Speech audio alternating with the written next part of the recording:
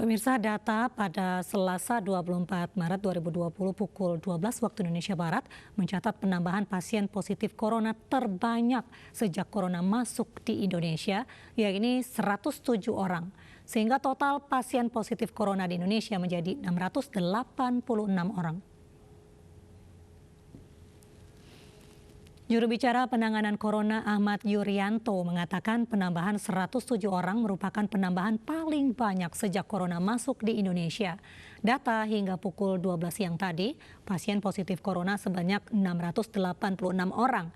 30 pasien dinyatakan sembuh setelah pemeriksaan keduanya menunjukkan negatif, namun jumlah pasien positif corona yang meninggal bertambah menjadi 55 orang. Dari kajian data yang kita catat sejak tanggal 23 Maret pukul 12 sampai dengan hari ini 24 Maret pukul 12.00 waktu Indonesia bagian Barat.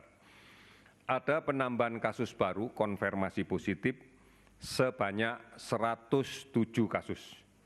Sehingga total saat ini adalah 686 kasus positif. Ini adalah angka akumulasi sejak dari awal kita melakukan pemeriksaan. Kemudian ada penambahan juga, mohon maaf, tidak ada penambahan kasus yang sembuh, masih tetap sama datanya 30, tetapi ada beberapa yang sudah sekali diperiksa spesimennya negatif, kita akan tunggu besok. Kalau pemeriksaan yang kedua negatif berarti sembuh. Kemudian ada penambahan kasus meninggal sebanyak 7 orang, sehingga total kasus meninggal adalah 55 orang. Sehingga update pada posisi 24 Maret 2020 pada pukul 12.00 sebagai berikut, kasus kumulatif positif sebanyak 686, kemudian kumulatif pasien sembuh sebanyak 30 orang, dan kumulatif kematian sebanyak 55 orang. Demikian informasi yang saya sampaikan untuk hari ini. Kita akan selalu mengupdate dan yakinlah bahwa pemerintah bekerja dengan keras dan siapapun yang sedang melaksanakan isolasi diri atau masyarakat yang membutuhkan informasi, silakan ada hotline di 119 extension 9 dan di beberapa layanan online yang ada di Indonesia yang terkait dengan COVID-19. DKI Jakarta menjadi daerah yang paling banyak positif corona, yakni 424 kasus, Jawa Barat 60 dan Banten 65 kasus.